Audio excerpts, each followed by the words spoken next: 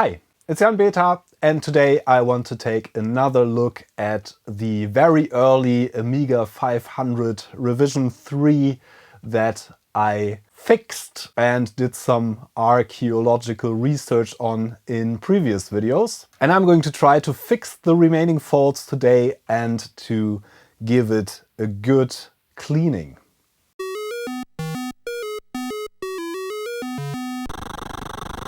In the first video I did about this, I did some archaeological research basically and dated this to be a very early Amiga 500 model, possibly one of the first that got produced and sold. And in the next video in this series I managed to fix the mainboard, and I also took an initial look at the disk drive, which doesn't quite work yet, and the keyboard also has some issues.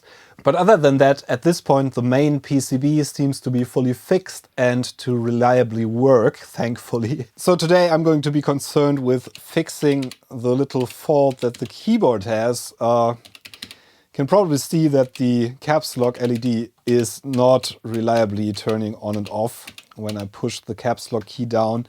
And in the last video we had the caps lock key randomly flashing, indicating a watchdog timer failure with the CPU. My theory about that was that either we have a bad connection going into the mainboard from the keyboard, or we have something wrong with this little keyboard PCB. And I want to clean all the keycaps on here individually, so we have to take this apart anyway. And I'm going to have a closer look at the circuit board and see if I can find anything wrong with that. And also our very old Matsushita disk drive doesn't reliably work. It reads some disks. We were able to start the Amiga test kit disk from here, but pretty much everything else just resulted in some read-write errors. So I'm going to have to take another look at that. Maybe realign it. Maybe there's something else wrong with it. I hope I can fix it. If everything goes wrong, I can still replace this with another Amiga drive, which of course would kind of deteriorate the museum value of this piece, which otherwise is all original basically, except for the Agnes socket and that little resistor at this point. The first thing I want to do is to clean all the plastic case parts thoroughly. I'm not going to do any retrobrighting on this because of its museum value. Retrobrighting is risky, kind of, usually, and the yellowing on these case parts is not that bad. So I hope if I give this a good scrubbing and soak it in some soapy water, we're going to get away with that. I'm also going to take all the keycaps off, as I said, and give those a good soak in some soapy water. And I'm doing this as the first step because these should soak for a while, and I'm going to let them dry thoroughly before putting this back together. So we have some time to work on the other stuff, the electronical stuff, while the case parts are soaking and drying. All the plastic parts, including these little flaps for the expansion port and things like that, are going to go into some soapy water. The shielding I'm going to clean separately, and I'm also going to remove this switch that got added here for the memory expansion that this had when I got it. Might as well plug this hole because nobody needs a switch for a memory expansion on an Amiga these days. It used to be used for software that wasn't compatible with the additional slow RAM, but pretty much all the Amiga software is compatible with that. Yeah, that's the plastic parts separated. Let's take a look at the keyboard. In order to take the keycaps off, I'm going to try to use my trusty keycap puller here. Yeah, these keys are a completely different construction than the usual Mitsumi keyboards you get on those Amigas, in that these are individual mechanical switches really, and not a membrane with contacts that get closed by the switches. So the mechanism is different, and you actually pull off the keycap from the sides rather than from the center. I hope this works. I've never worked on one of these, so Yeah, there we go. That worked rather well. So this is how these look. So we really need another sort of keycap puller for this to do this in a reasonable way. This is protruding pretty much the whole size of the keycap. So we can only contact the outer edges of the keycap. These keycaps are also a lot slimmer than the ones on the Mitsumi hybrid keyboards with the membranes. These are totally different constructions. The backside also doesn't have the pin in the center that the other Amiga keyboards have. It clips into this mechanism here with 2 clips on the sides. Thankfully, after some digging, I found my other keycap puller, which is one that has these little hooks, as you can probably see. This should work better for this sort of keycap because it can grab the keycap from both sides and then we can pull it out, hopefully without damaging the mechanisms. Okay, let's see if we can make this work. We should be able to grab the keycap from one side and the other side. Yeah, this works pretty well. So I think this is the way to go for this kind of keyboard. Yeah, I'm just going to take all of these off and put them in some soapy water.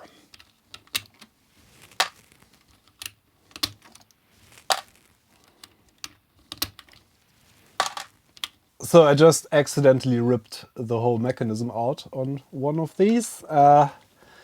And this is what it looks like. There's 2 copper springy contacts there.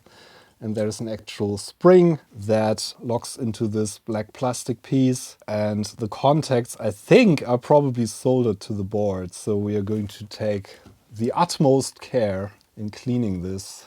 And hope I can separate this out of this. There we go. Okay, and these just sit on here like so.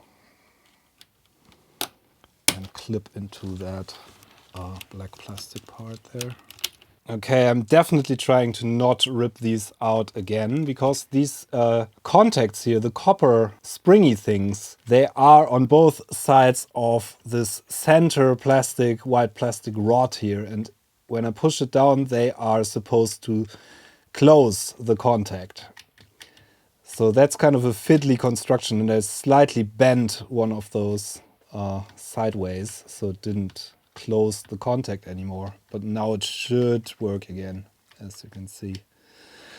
Whew. Okay, let's move on.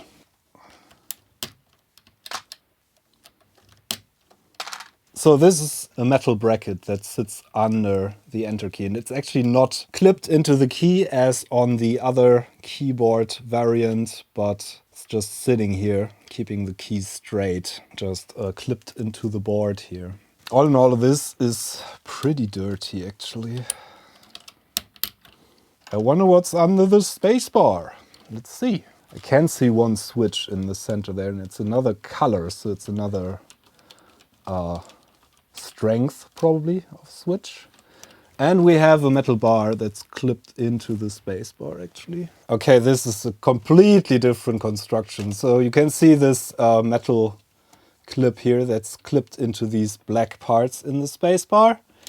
And you can see the green colored switch here, which feels, yeah, it has more force. There's more force necessary to push this in, so the spring is probably a different one. But there's no additional springs as on the other cheaper construction that the newer Amiga keyboards are. So I'm going to try to unclip this with my tweezers, which actually works pretty well. Okay. And this is actually sitting under, on the underside of the construction here. So that's going to be fun to reassemble as well. And this is also much thicker plastic than the newer space bars on the other keyboards. Probably another metal thing here, yes. Another slightly different construction on the caps lock key, which is this one here. You can see the little LED poking through that hole here, and the switch mechanism is actually rounded off on the corners here to make room for that. Interesting. Oh, and this has a pin that goes into this hole here, but only one switching mechanism The other one is to keep it centered. And there's also a little metal clip here. Very interesting construction. I'm not sure if I can get to the circuit board without removing all these white caps, the mechanisms. But first, we're going to soak the keycaps and the case parts. Follow me to the bathroom. Let me take a couple of seconds to thank the sponsor for this video, which is PCBWay, my favorite manufacturer of prototype PCBs of all kinds. They also offer 3D printing and CNC machining services, all of which are of very high quality. The prices are super reasonable and the delivery is fast. I highly recommend checking out the link in the video description. Back to the Amiga. So I'm going to soak the keycaps with some dish soap and some window cleaner and some warm water.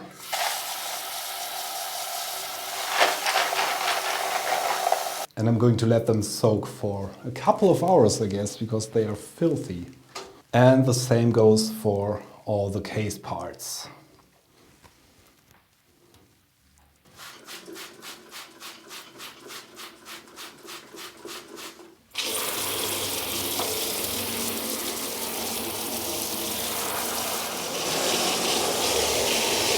Okay, these should stay in there for a while as well, and then I'm going to go in with some brushes and sponges and clean everything as meticulously as I can and as carefully as I can, because these old plastics are brittle, very likely. And while the keyboard soaks, I'm going to use one of these PC cleaning kits that I just connected to my regular vacuum cleaner and try to get some of the dust out there. This is a little brush with the vacuum. I'm going to be super careful to not suck in any of those switches. I'm going to try to get most of the hair and whatever else is on there off that.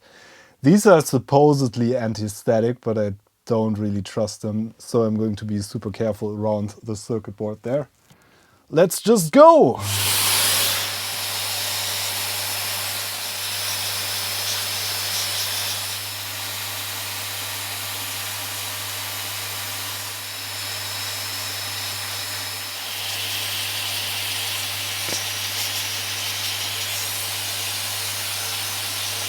I'd call that a very respectable first pass of cleaning. There's still some gunk that's, I guess it was wet at some point. There's some kind of rusty looking spots. Some of these brackets are a bit rusted, but we got most of the dirt and the hair off the top layer of that at least. So there is going to be more work with some brushes and some Q-tips, I guess.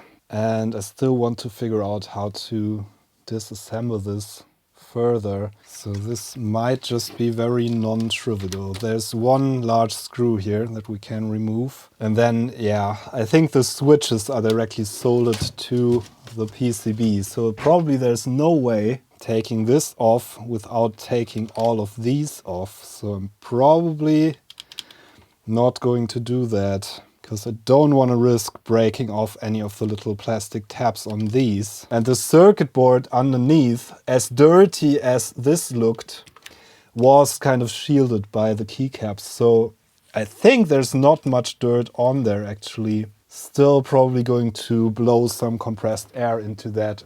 And we should be able to have access to the whole circuitry, the actual circuitry apart from the switches, by removing this plastic shield that's on the bottom here. And that's held in with this one single screw, I think. And there's a couple of other screws everywhere, smaller ones on some spots here. But yeah, we have to remove this screw and then we can work on the circuit board.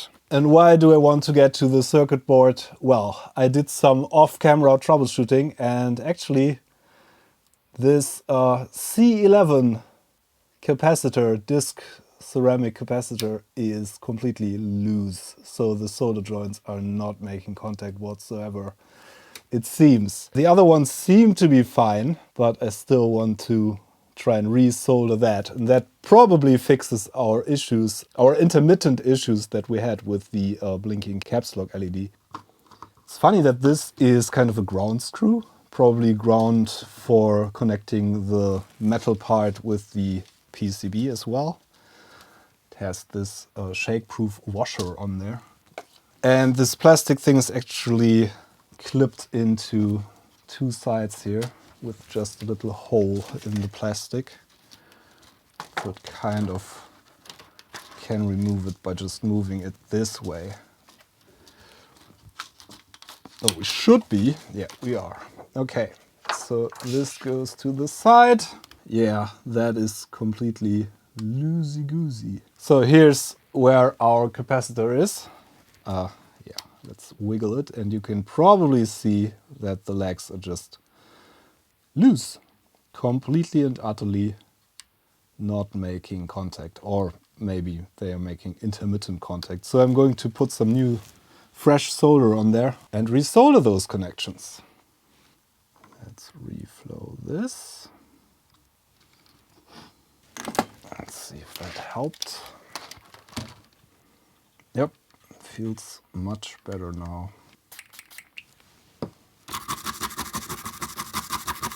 Good as new! So it seems like soldering that capacitor back on fixed our issues with the keyboard. So now behaves as it should, with the caps lock LED not flashing as we had before, and it actually toggles on and off when I push it.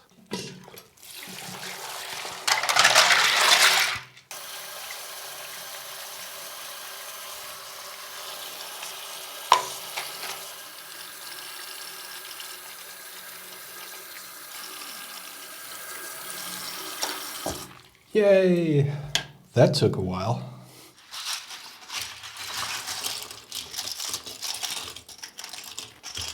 But these look as good as new. No yellowing whatsoever. I don't think these yellow at all, basically, these kinds of keycaps. Let's wash the rest of the case boards.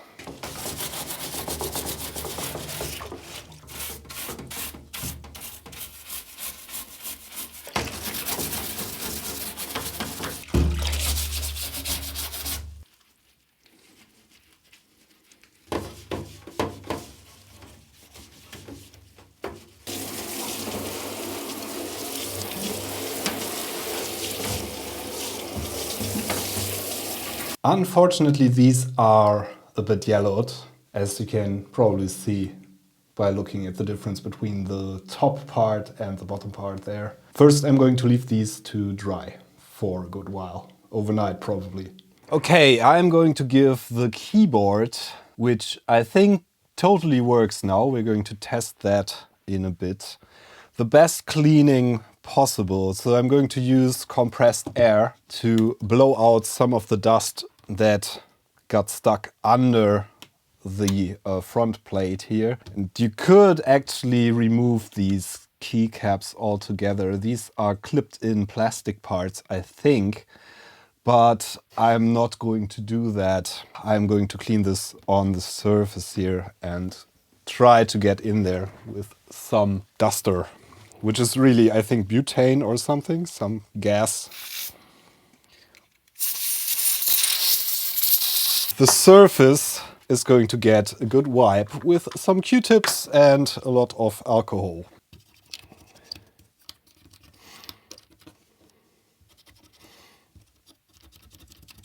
This is going to require quite a few Q-tips, but I think it should work pretty well.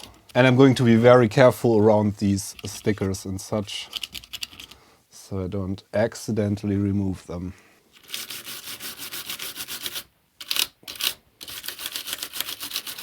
Okay, I think that's about as clean as I can get this. There is some quite nasty dirt on there, or there was for the most part, and I tried to remove that. There are still some rust spots like on these clips, but they are not too bad, and I think to prevent me from breaking anything, it's a good idea to leave it at that. And now what I want to do for each single one of these switches is to soak a little paper strip in contact cleaner and basically get in there and close the switch so the contacts meet, and just rub the contacts a bit with a piece of paper soaked in contact cleaner. I think that's a reasonable thing to do to clean those switches. Yeah, that definitely makes good contact with the switches. And I'm going to re-soak it from time to time and go through all of these. That's going to take a while. Not going to bore you with the whole process, I guess.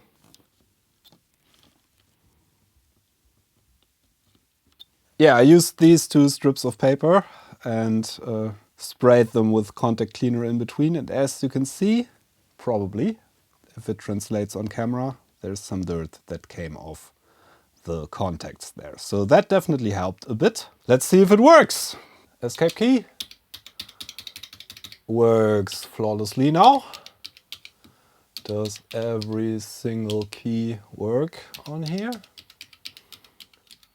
And even the keys that were a bit flaky before, like the escape key, seem to work fine.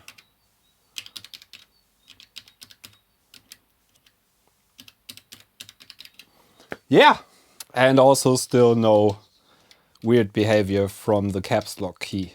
Time to put that back together. I think the keycaps should be fully dry now. It's the next day, after all. So I left them to dry overnight, and we're going to put them back on. Just giving the plastic part a quick wipe as well, with the microfiber cloth and some IPA. Probably not very visible on camera. Sorry about that. It's a translucent piece of plastic. Okay, let's put the screw back in. Now for the keycaps. And yeah, these clip in much easier than the later keyboard models actually. And you can actually hear the sound of the mechanical switches. They have a pretty positive feeling when you clip them back in. Yeah, I'm just going to do them all.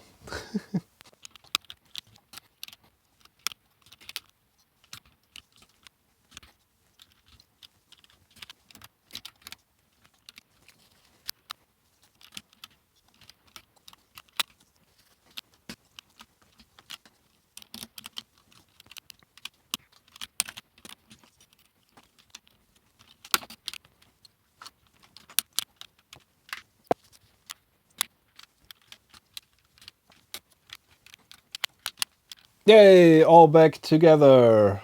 And it basically looks like a new keyboard. Nice. Should fully work. Obviously we tested this without the keycaps, so there should be no change in functionality at this point. So the Amiga seems to be pretty much fixed, except for the disk drive not quite doing what it's supposed to do.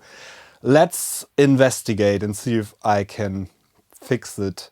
So it still boots the Amiga test kit fine, which is kind of a good sign, but that's a very small program. So I have opened the floppy disk drive tests in the Amiga test kit now, which I booted from a known good Amiga test kit disk that was written on a particularly well-aligned drive. Actually the one that's in my Amiga 1200, which is, I think, the best drive that I have for the Amigas. Let me show you what we get. We have this head calibration tests, and basically you can switch this to different regions on the disk. And as you can see, the region for cylinder 0, or track 0, I guess, is okay on both heads. So I don't think the heads are very misaligned. However, on cylinder 40, we get some miscalibrated readings here. On cylinder 79, everything is okay again. I think from that I have a suspicion. Let me show you the read test. And yeah, it pretty much works for the first couple of tracks, and then it throws me some errors after a while in the middle of the disk somewhere, yeah, there. And then towards the end of the disk, the later tracks on the disk, it gets into alignment again and reads fine.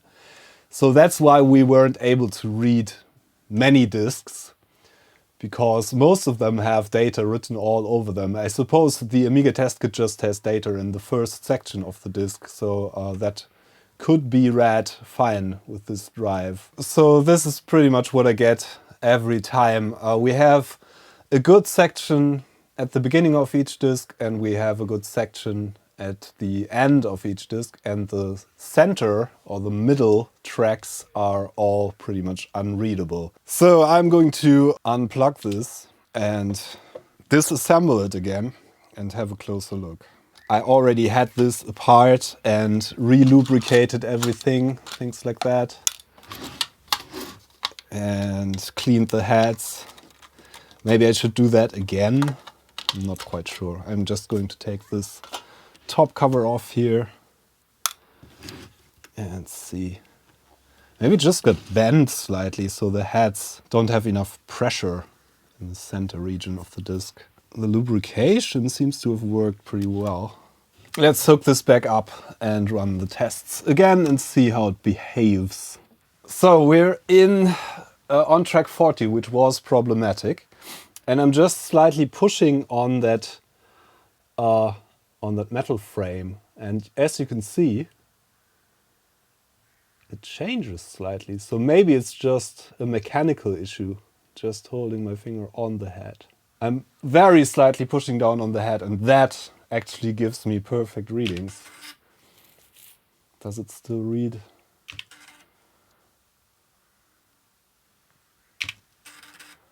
Yeah, now it's a 10 out of 11 again.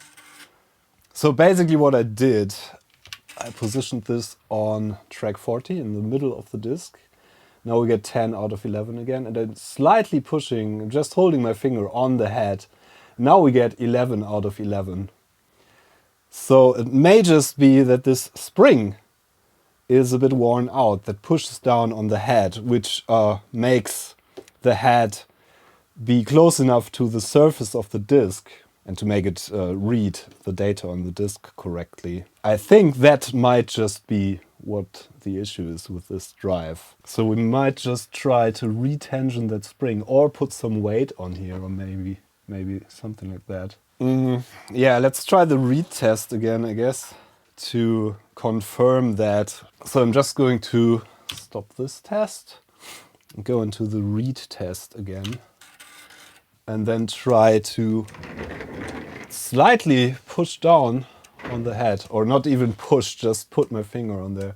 Look at that, it's way better now. Okay, it's starting.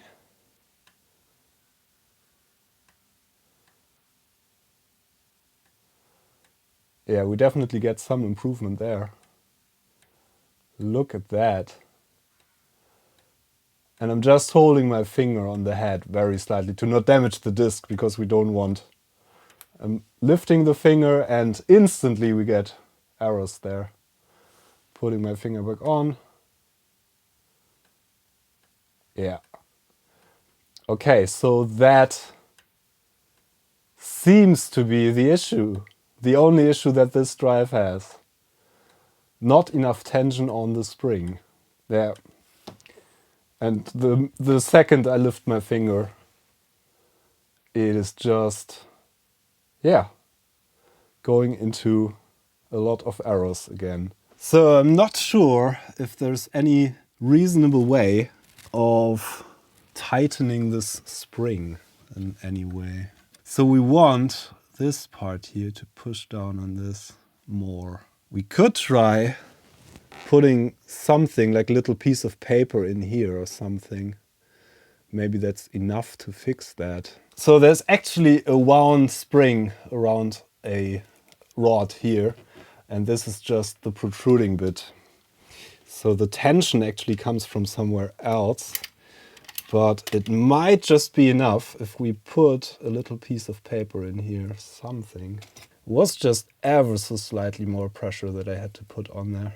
Something like this. This is not a permanent fix, I'm just trying if that helps. 11 out of 11. In the center of the disc. Yeah, still not perfect. When I hold my finger on there, it gets perfect. Yeah, we're not quite there, but nearly. It changes between 10 and 11 on the lower head now. I'm not sure how you would go about tensioning that spring though. Yeah, let's do the retest just for giggles. Let's see if that got any better. Yeah, but look at that. It got a bit better. The upper head seems to work better now. Holding my finger down again.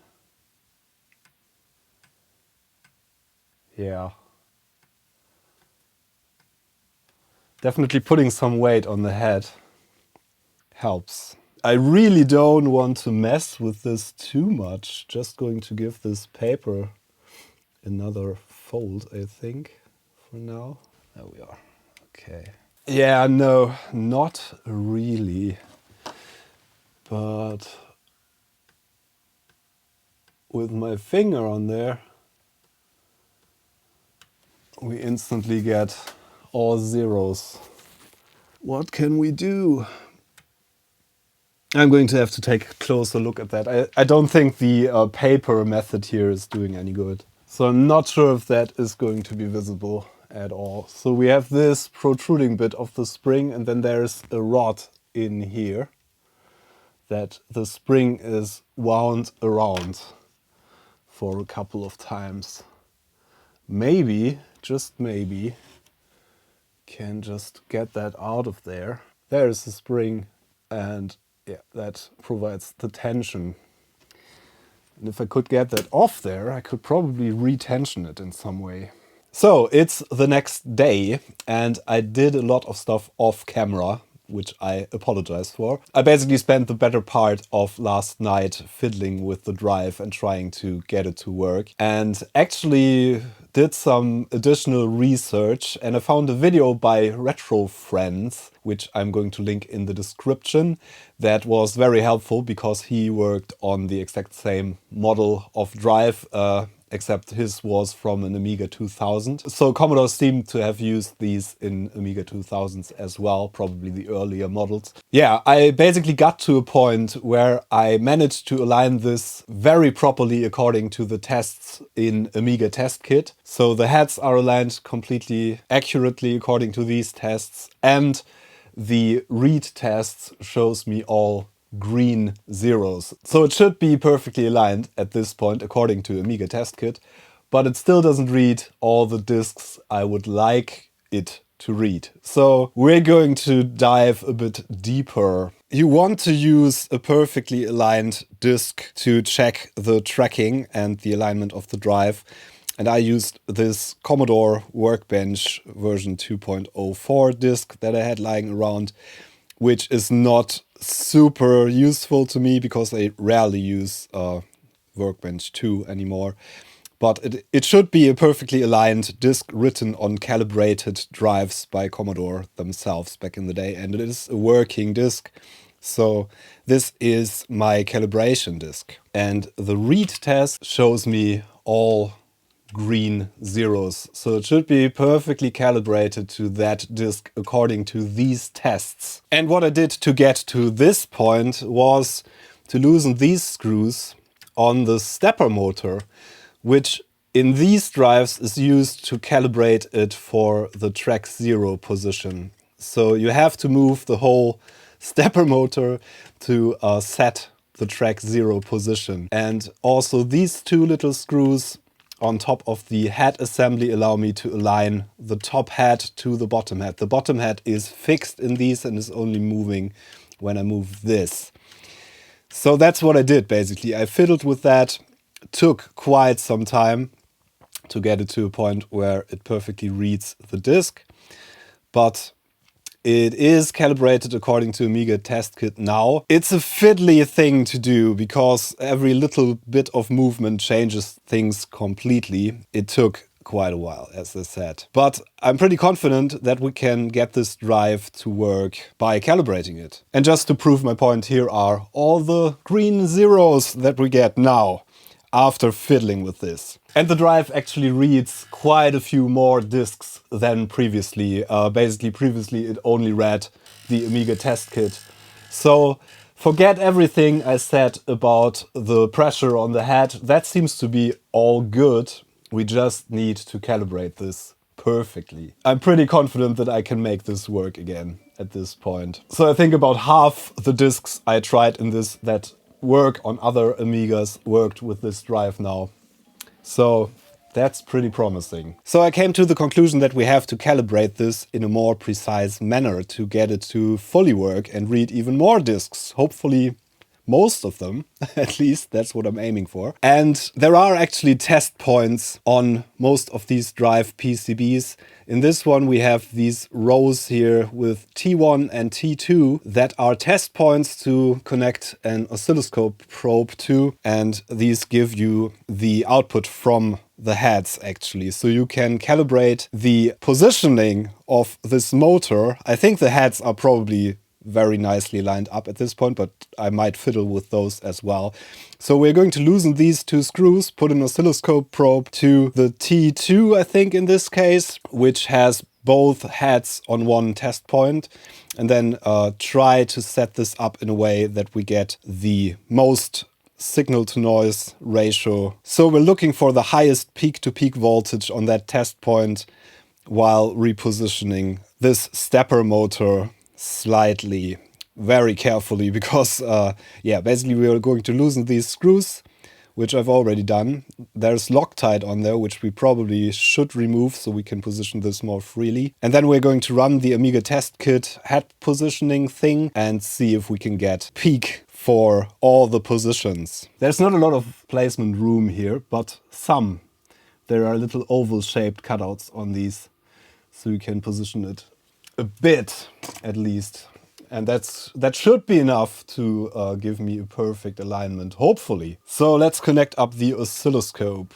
So I'm putting my ground lead just on the metal case here, and we're probing test point 2. This is T2. There's two pads. We're using the one closer to the disk drive, and that gives me the readings from both heads, I believe. T1 doesn't give me anything, basically. So this is the point on this drive that you want to probe with the oscilloscope probe, giving me the output from the heads. The position of the test points varies a bit with the drive models, but this is basically what you're looking for. This is how the signals look. You get, this is set to AC, so the center is 0 ground, basically. And we're seeing some fluctuating sine wave looking signals there. That's actually the signals from the head that we can use to calibrate this with. And I'm just going to loosen these two screws and slightly twist this motor very carefully while taking a look at the readings. On some drives used in the Amigas, the stepper motor is actually located in the back here, so there's a little round motor which is a lot smaller than this one, connected to a worm gear that you can loosen the screws on. On some other models, there's also a little daughter PCB that you can loosen a screw on for the track 0 positioning. So you can just move that PCB, which makes things a bit less dangerous, I guess. Usually you can tell by these parts being locked down with Loctite, because they are calibrated in the factory usually and then locked down. As I said, it varies a bit from drive to drive. On this particular model we have to move this whole motor. This is the Matsushita or Panasonic JU363, for those of you playing along at home. So let's see what we get in the different head positions here. Just going to probe this. This is what we get in the 0 position, track 0. So let's see. Okay, that's track 40. That's a lot lower, actually. And that's track 79, that's even lower. So we're going to set the center track basically for both of these to get the highest signal imaginable. And we're going to use the workbench disk I've shown you before, because that should really be a properly calibrated disk. So I put in my workbench disk. I'm just going to loosen these screws. So this is now loose and we can slightly move it, but only ever so slightly. But that's basically all that's necessary, I think. And you can probably see that the whole head assembly is moving with the motor. So let's see what we can do. So I'm setting the software to track 40 and I'm moving this slightly. Okay, so that direction, this is turned all the way to the right. And this is what we get turned all the way to the left. I think that's pretty much the best we can get. So probably that's a good idea. Let's see what the other tracks tell me. That's track 79, that's even worse now, okay. So this is going to be fiddly. And this is our track 0. Yeah, that's what I want to see on all the tracks, basically. I think we get the highest peaks when twisting this all the way to the left, basically. Yeah, that should be kind of our peak position. So, yeah, I twisted this all the way to the left and I'm going to tighten the screws. We have to recalibrate the heads, probably, still. So it's all interconnected. We're moving the whole assembly, the top and the bottom head with this. And we can move the top head individually by removing these 2 screws here. Or loosening them at least. So we're going to go through that again, I guess. We may of course still have problems with the old capacitors on the board. But now we get 11 out of 11. Again, in all the positions. That's nice. Let's see if our retest passes here. Nope, not quite. So I guess we're going to have to reposition the head slightly still. Back to the oscilloscope. This might just take a while. So I think I want to remove the screws on that head. Or slightly loosen these at least. Again. And carefully try to reposition this. For the best possible signal. Also keeping in mind that we need 11 out of 11 there. Of course it's dangling around now. We're going to adjust this for the highest peak in the center. It should be somewhere around here. Just tightening these screws again. I'm going to reiterate this for as long as it takes, probably. Yeah, after some more fiddling with the drive, it now reads pretty much everything I throw at it. There are some discs that are probably super marginal, like older copies of things from my disc stash here. But pretty much everything works, especially every original disc I tried works now with this drive. So I call that a success. It's probably as good as I'm going to get it. I still think the spring on the head assembly is a bit worn out. So it has problems with some discs that are not written on a perfectly calibrated drive. But other than that, it seems to work pretty well at this point. At least way, way better than it was before. Still get the occasional read error, but I think that's probably due to the discs not being written correctly. And these drives probably are a bit picky when it comes to discs. I'm running this Wings of Fury now from an HD high density disc and that works too. So I'm pretty sure this is the best I can get out of this disk drive at this point. Yay! Most discs work, the original discs that I tried all worked, so this is pretty much back in business, I would say. It's not 100% perfect, but it is a very old disk drive, so yeah, it's probably the best I can get out of this. I still call this a success. Let's close it and move on.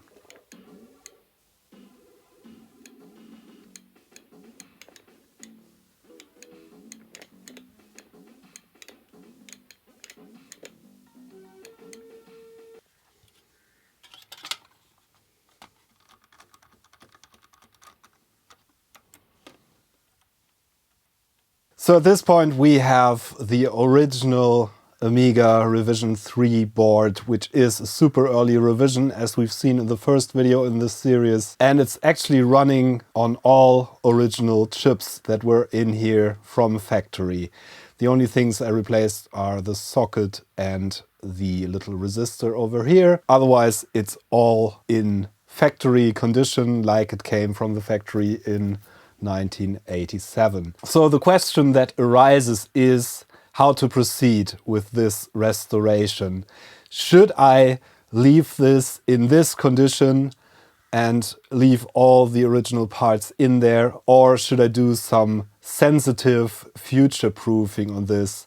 And I actually ran a couple of polls on Mastodon and on YouTube, and the overwhelming majority of you, when I asked that question, said that it would be a good idea to do some minor future-proofing moves on this. And I also obviously asked the owner of this, Stefan, who lent me this, actually it's not mine, what to do. And he also said that the community should decide, and he's okay with me recapping this carefully. So there were over 1,000 people answering my poll, and some of you also commented. And I think the general consensus is that I should recap the board at least to hopefully make it last a bit longer than it normally would in this configuration. The capacitors are from 1987, so these electrolytic capacitors have a limited lifespan. These through-hole parts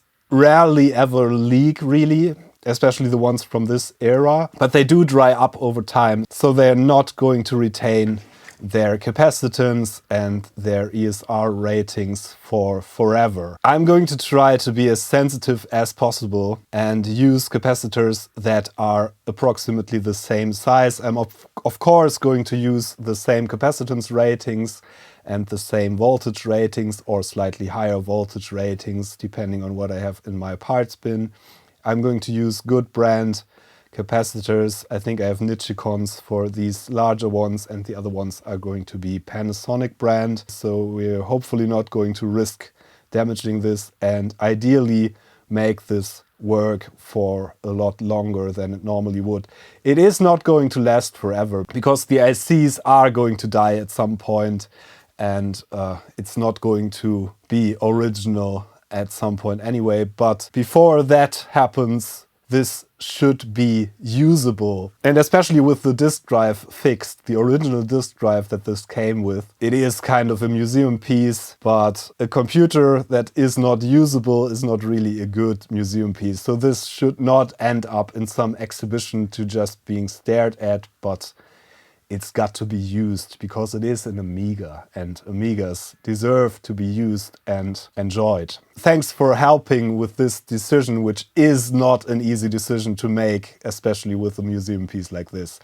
So I'm going to be very careful about this. I'm trying to not damage anything and be super careful about this and just replace one single capacitor at a time. And then we're going to end up with an Amiga, hopefully, that is a bit more reliable and lasts longer.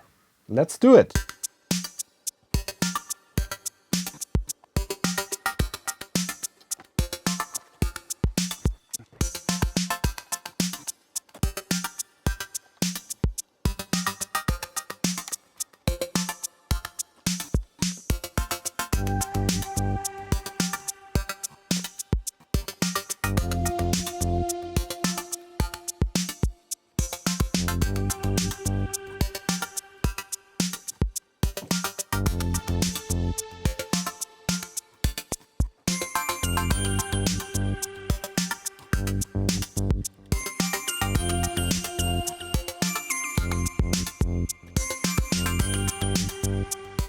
Okay, that's all the capacitors replaced, and I took great care to make this visually look nearly identical. I used the same physical sizes of capacitors.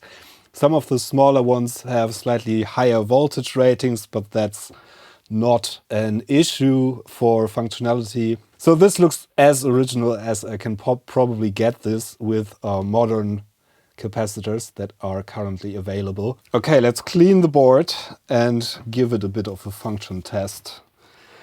Hope it still works, but it should. I took really a lot of care getting all the capacitors in there in the correct positions and also in the correct polarity. We should be good. Just going to have to get rid of some of this flux residue here. I'm going to leave the original flux residue on here, or at least I'll try to. Because, yeah, this is a museum restoration basically.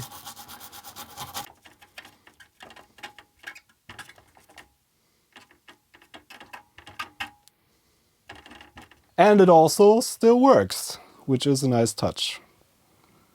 And none of these get hot or explode.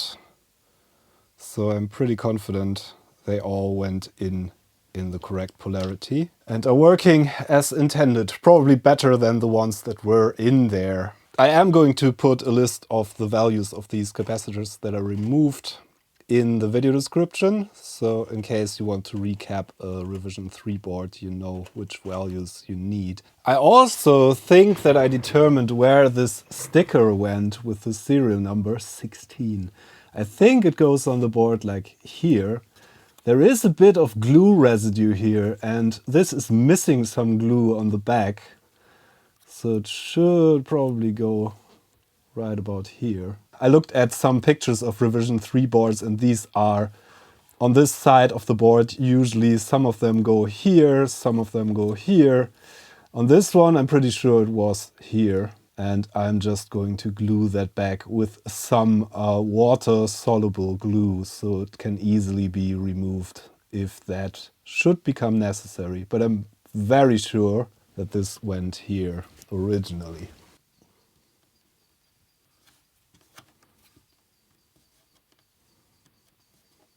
So I guess this is now ready for reassembly. So let's take a look at how the case turned out after washing it. I'm going to give the shielding a quick wipe with some IPA as well. I didn't wash this because I didn't want to cause any more rust. And it looks kind of good. There's some fingerprints on there.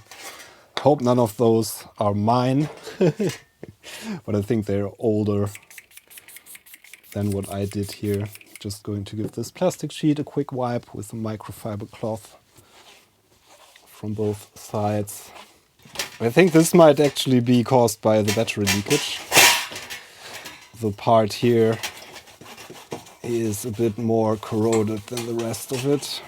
But all in all, it looks pretty good for an Amiga of this age. So I have to make sure that this goes in there, otherwise it's going to be a short-lived adventure.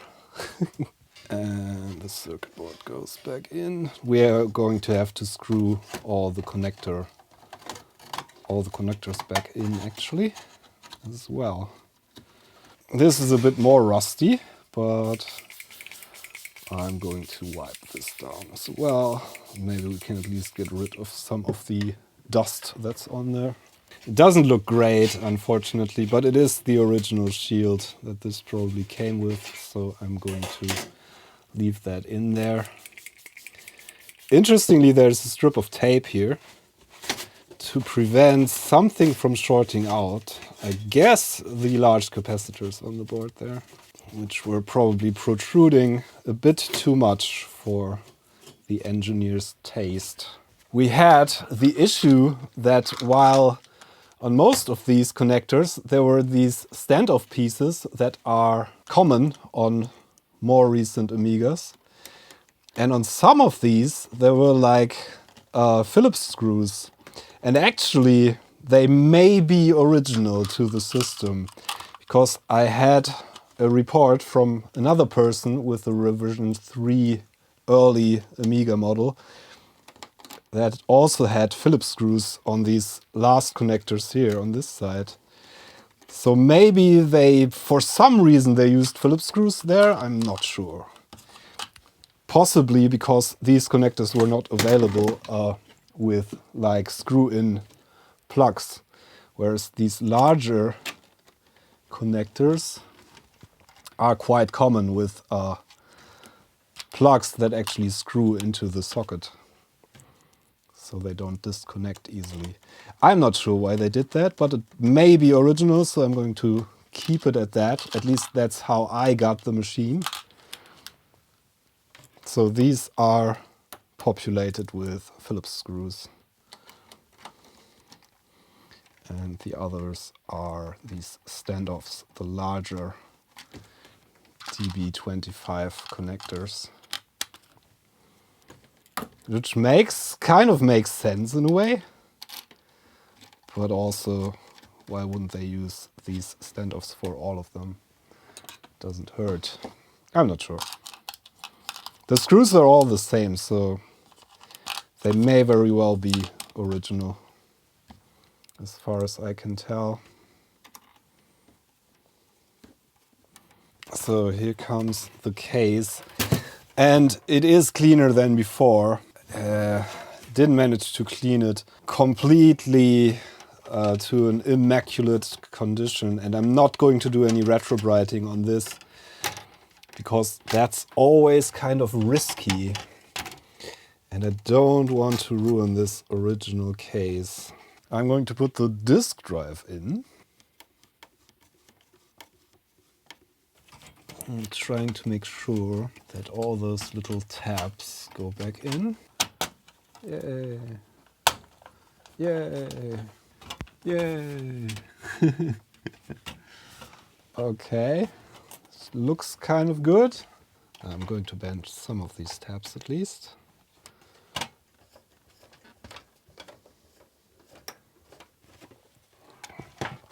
Okay, now for the Torx portion of this. To screw down the shielding and the board.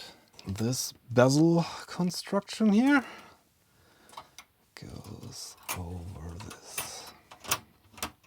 And I'm slightly turning these left so I don't rip new threads there.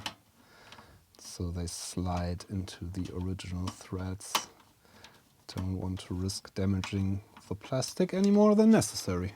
The keyboard slides into the case like so.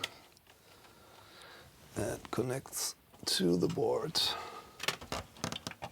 through this cutout in the shielding.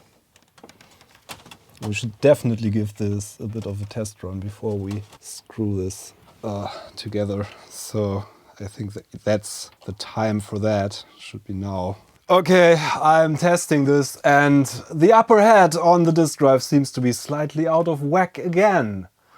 Not sure if I didn't screw it down properly when I had it adjusted. Yeah, the lower head seems to be all good now. But the upper head gives me issues again. Dang it. Does it ever end? So yeah, I'm not sure what to do with this disk drive. It probably is kind of a lost cause. I got it to mostly work, and now it's back to not really working. So I'm going to have to take another look at this, I guess. That's nasty. So close to a working disk drive, but not quite. So maybe this is a lost cause. I'm definitely going to take another look at this, but not in this video. I'm kind of exhausted at this point. The rest of the system at least seems to work fine. Yeah, we're pretty much back to where we started with the disk drive. It seems to read the start of the disk, and then it just can't read any further. Maybe it's all due to that spring not having enough tension. Yeah, that is a huge bummer. I'm not sure what else I can do with this disk drive. Did my best. So we're going to have to take another look at that in another video. I'm just going to close the case to show you the whole machine here. I guess in all other regards, this video was long enough. And yeah, as you can see, it looks a lot better than before, actually. But it's a tiny bit yellow, especially compared to the keyboard, which is a slightly brighter color than the later Amiga keyboards anyway. So this case is very close to what the original Amiga 500 cases look like. It's just a different kind of plastic that's slightly yellowed, and it also is a slightly different color than the keycaps originally, I think. So this is pretty much how these looked, except for a shade of yellow that this case has. It should be pretty much perfectly clean at this point. I scrubbed this meticulously. It looks kind of nice, but as you can see, we're not quite there yet. So I guess the reasonable thing to do would be to put a working disk drive in here and just include the one that was originally in here in the packet, but I'm definitely going to give it another try to calibrate that. Yeah, there was going to be another part of this anyway, in which I wanted to share some more archaeology about this. I got so many comments and emails from people who own similarly early Amiga 500 Rev 3 boards and machines, and I think I can add a bit of historical context and like compare different revisions and things like that. I want to do that in the next episode of this series. I also want to take a look at the power supply that this machine came with, that I got it, which is not the original power supply. It's from a later date, slightly, I think from 88 or 89. And I also want to take a look at the tank mouse that this came with, which maybe is the original one it shipped with. Maybe it isn't. We're going to take a look inside that. Apart from the disk drive, I'm pretty happy with the results. The disk drive is a huge downer, really. But we're going to take another look at that, and I'm going to try my best. Worst case, we're going to have to put another Amiga disk drive in here to make it a usable machine. At this point, it's pretty much useless because we can't boot anything in this state, so I can't show you me playing Turrican, which is a bit sad, but yeah, tomorrow is another day. Hope you enjoyed this video. That's it for today. Thank you very much for your support on Patreon and on the channel memberships page and on Ko-fi. Hope to see you again on this channel sometime. There's going to be more about this early revision 3 Amiga 500 for sure. Probably there's going to be 1 or 2 videos in between this and the next episode in this series. But I'm certainly going to put more work into this soon. So thanks for watching. I'm Jan Beta. See you next time. Bye.